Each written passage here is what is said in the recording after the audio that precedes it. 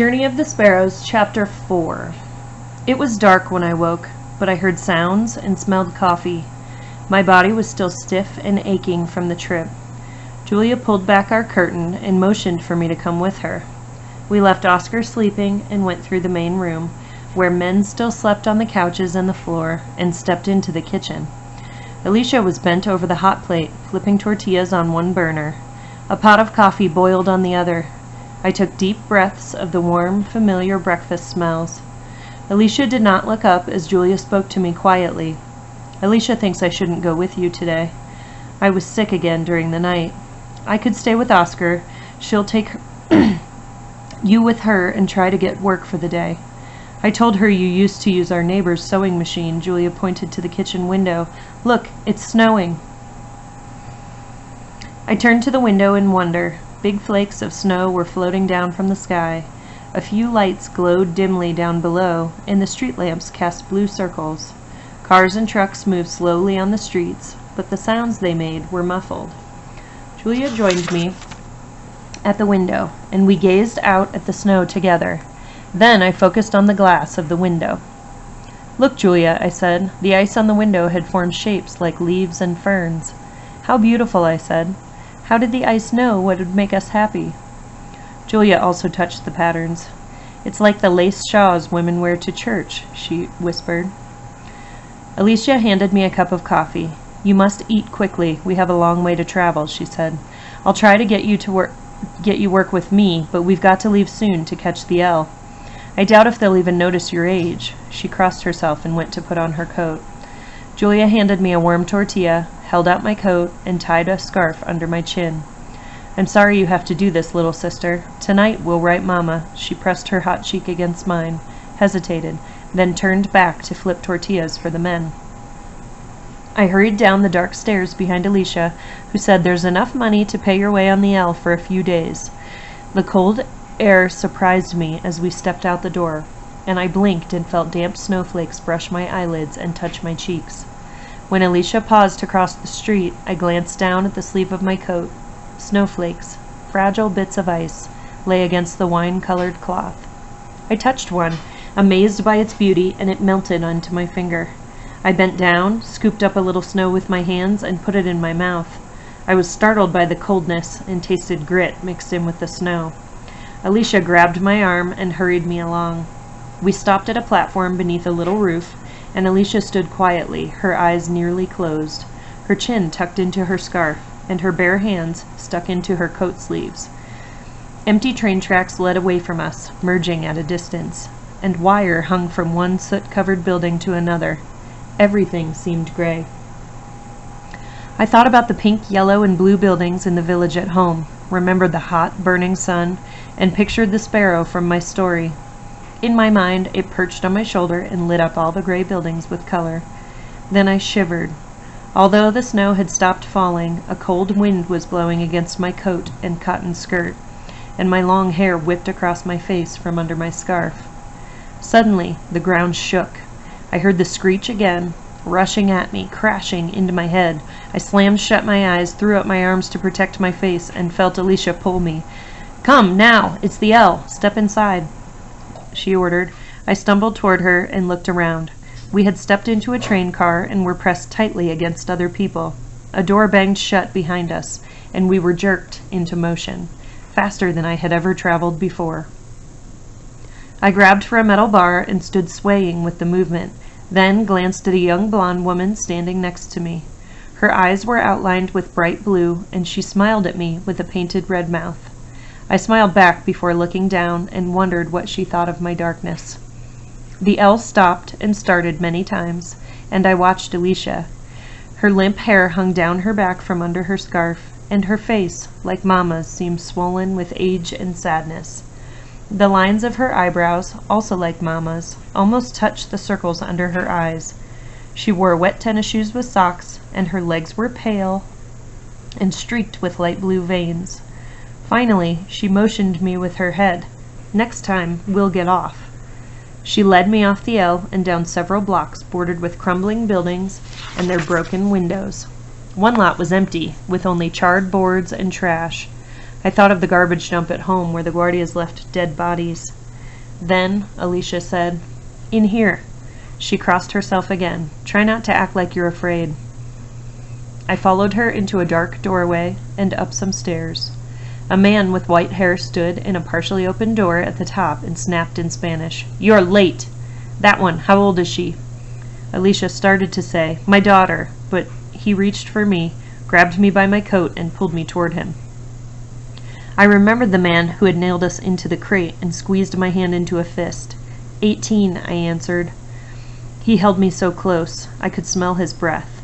"I'll check her card later," he said, and shoved me into a room. The room was crowded with women, sewing machines, and clothes piled high on platforms. Each woman sat at a little table, her hands moving the material furiously under the machine, and the room buzzed with the sound of sewing. Alicia hurried into an empty place, motioned me to sit at the table next to her, and quietly showed me how to work the machine. The man came over to us and stood in front of me. Alicia glanced up at him, then returned her eyes to the table. She picked up a stack of cloth and said, "Watch me." "Gracias," I whispered. Within a short time, I could sew the seams straight, but I felt sweat on my forehead as the man with the white hair paced back and forth. My hands cramped and my neck ached. When the man was on the other side of the room, I looked at the other women. Most were Latinas, like Alicia and me, but some had slanted eyes. They all stared down at their work. Time passed, and I worked without stopping at the machines and began to wonder if I had a fever. My cheeks burned, and my mind wandered until I thought I heard muffled voices from a crate. Suddenly, a drop of cold water plopped onto my face. I blinked and went on with my work. Then another drop hit my cheek. I bent my head backward and looked up at the high ceiling. Bare bulbs hung from wires, the plaster was cracked and leaking, and water stains made circles above my head. Drops of water seeped into one of the cracks above me, then, one by one, dripped down onto my hot face. "Gracias," I said to Our Lady. The man stopped our work partway through the day. "Break," he scowled, his eyebrows tight, as he walked out the door. I turned around nervously. Alicia shrugged her shoulders. "Time to eat," she said, then handed me some food she had brought. Alicia smiled a little and joined a group of women already chatting and laughing. I ate the cold beans and tortillas in quick bites, satisfying my hunger, and watched a happy-looking group of women talking rapidly in a language I had never heard before. I heard a movement next to me. A Latina girl, not much older than me, pulled her chair next to mine. She smiled and said, "You new here?" I nodded. "I came a month ago. Sure is different here. Ave Maria Purísima. Is it cold? Not fit weather for Christians." She laughed. The girl began to peel an orange. "But there's more food than at home." I watched her pull the thick skin from the fruit. The juice ran like light onto her fingers. I thought of Julia's gold chain. "Want half?" she asked, raising her eyebrows. I shook my head politely. "Yes, take it." She smiled and handed it to me. I lowered my eyes. "Gracias," I said as I pulled off a slice and bit into it. The sweetness and moisture were as refreshing as the spring water you'd find after walking a half day in the mountains. As I smiled at her, she shook her hair and took off her dark sweater. The blouse she wore underneath was bright pink and yellow. "My name is Isabel," she said, as she tied the yellow ribbon around her hair. Then the man came back into the room, and she made a face. I giggled as I returned to work, but saw no more of Isabel that day. The L throbbed as it hurried Alicia and me home that night, and cold air leaked in through the windows and up from the floor. I swayed with exhaustion in my seat. Alicia watched me for some time, then she whispered, "Lean against me, Maria. That will make you warmer." Her face seemed kind, so I rested against her, my eyes half closed, staring out the window. Distant lights glowed like fireflies from home, and I heard the night birds from our village. Isabel had reminded me of a lost friend from school. Alicia reminded me of Mama, and the longing rose so high that I trembled. Alicia opened her arm toward me and pressed me against her. "You've lost so much," she whispered, "and I have too. I lost a daughter and a son, about your age. If I've seemed unfriendly, that's why. It hurts to look at you." I turned and stared at Alicia, hearing the screaming and smelling the blood. Alicia crossed herself and wiped the back of her hand across her eyes. Like Papa and Ramon, I said, I'm sorry, Alicia. She sat quietly, her eyes down, until the two women near us got off the L. After they left, she turned to me and said, You can tell me, if you want to, about what happened, and about your mother and baby sister. I don't know if I can. Julia and Mama talked to friends in Mexico, but I've never told anyone, I whispered. I understand. Her eyes were gentle. Don't talk unless you want to. I sat silently a little longer. Finally, I began. I can't remember much of it. It happened at night. The Guardias broke into our house and killed Papa and Ramon, Julia's husband. But the next morning I can remember. Papa and Ramon were dead, and Julia was gone. My hands shook. We found her in the ravine, past the dump with the other bodies. They had hurt her in bad ways, but she was alive. I looked at Alicia through tears. I wake up at night sometimes screaming because I almost remember. I stopped talking for a moment. Alicia nodded with tears in her eyes. After we found Julia, Mama said we had to leave. If we didn't, they'd kill us all, even Oscar and Teresa, because Papa had worked with the teacher to get our school. My voice dropped. It was so bad. We had to step over bodies. Alicia nodded. I know. May God save your souls. So we walked up through the mountains, north into Guatemala. But it was dangerous there, too, because the soldiers were killing the Indians. I sat quietly, then said, The Indians wore such beautiful clothes, like all the colors in the rainbow.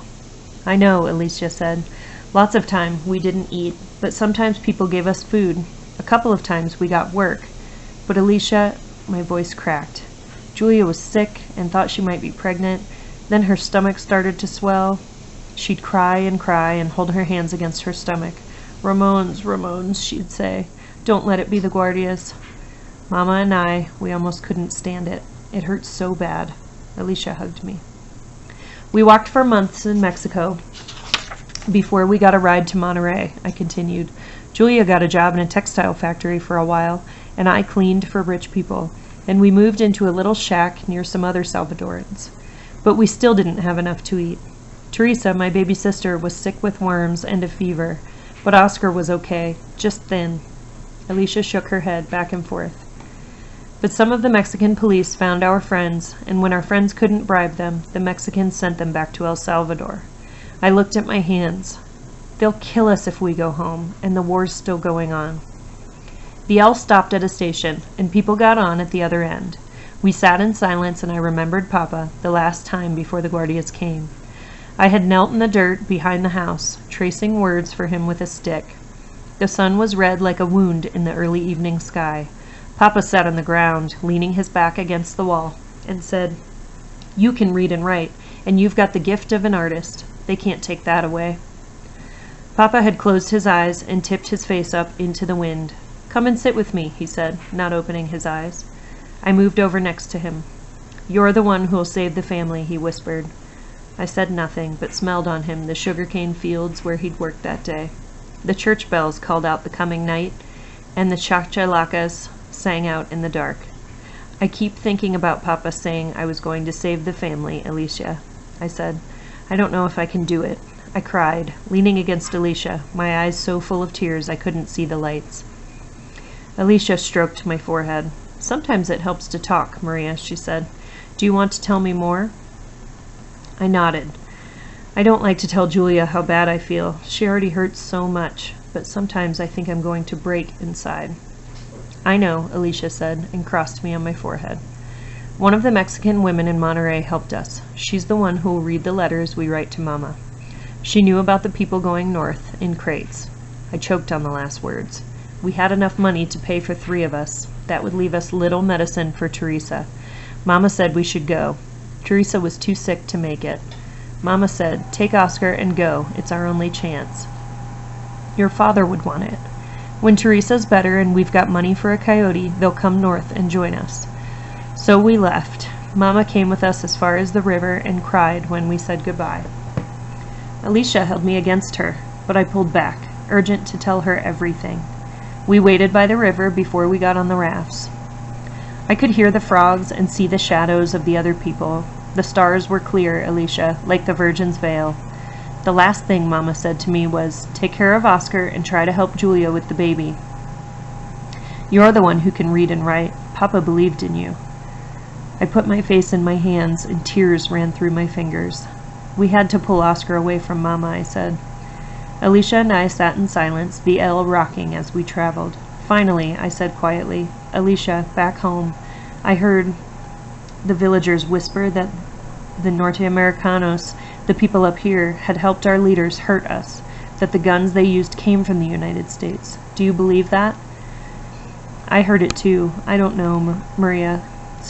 I don't know. Everything's so hard to believe. So terrible." When we arrived home, Oscar was already asleep, and Julia had a few pieces of paper and a pencil. We wrote Mama to tell her we were alive and that I had work. Then I drew a lily on the edge of the letter. I fell asleep holding the pencil and dreamed I was home. Under the amate tree, drawing flowers while Alicia visited with Mama, as they talked in my dream, a dove cooed in the distance. The pain in my chest was a little better after talking to Alicia, and she and I worked for days, traveling on the L to and from the shop. I often talked briefly with Isabel at lunch, while the other women laughed and chatted. One day I took Isabel a drawing I'd done of birds and flowers from home, and her eyes glowed when she saw it. That same night we received Mama's first letter. Her friend Beatrice had written it down for her, but they were Mama's words. "My children," she said, "I can't tell you how grateful I am that you are safe. God has answered my prayers. I think of you all the time and look at your baby sister and see each of you. Teresa has your color, Julia, and your face, Maria, and she stands and moves like you, Oscar, my son. You are all very brave, and Papa would be so proud of you. Have strength, my children. I know there is hope for us all. Mama." At the bottom of the page, Mama had drawn a little face for Oscar, and the paper felt warm in my hand as I handed it to him. Julia looked into my eyes. "Thank goodness you learned to read and write," she said. Julia found work a few days later, washing dishes. Oscar stayed in the apartment alone as we worked, and watched television. At times, he stared out the window or played with little stones I had found him. At night, when I'd come home, I'd hold him up so he could watch the clock with the butterfly circling through the flowers. I also told him stories, and Julia sang him songs. The man with the crossed-off tattoo slept in the same room we did, but didn't bother us. I'd often sit with my back against the wall as Oscar fell asleep. Sometimes I'd wonder about the little sign that said Hector and Rosa forever. Who were they, I thought? What happened to them? Would I ever feel like that? I'd look at the posters of the rock singers and try to imagine what it'd be like at a concert. Then I'd say a little prayer to the calendar with the Virgin. Finally, I was paid, and we wrote Mama again and arranged with Alicia to send Mama money. That night, a man with a guitar came to play music with the harmonica man. The other man began to sing along with them in the main room, and Julia, Oscar, and I stood in the doorway listening. It was happy music, from home, and Julia began to sing with them. One by one, the men stopped singing and turned to her, listening to her voice. Julia closed her eyes, wrapped her arms together, and swayed with the rhythm, smiling as she sang. The men clapped when the song was over, and Julia opened her eyes, blushing. "More! Sing more," the guitar player said, the other men agreeing. Julia glanced down once, shyly, looking up, and first began humming, then singing with her clear voice, the stanzas of a song Papa had taught us after his travels when he looked for work. "Lovely are these mountains, skyward they are soaring. Let the sheep be gathered, for daylight is dawning." Again we clapped, then sang other happy songs together, the strong chords from the guitar breaking through the grayness of Chicago until I felt like dancing. Even Oscar was in good spirits. I fell asleep that night feeling happy and proud of the money I had earned for all of us. I knew I had Papa's blessing.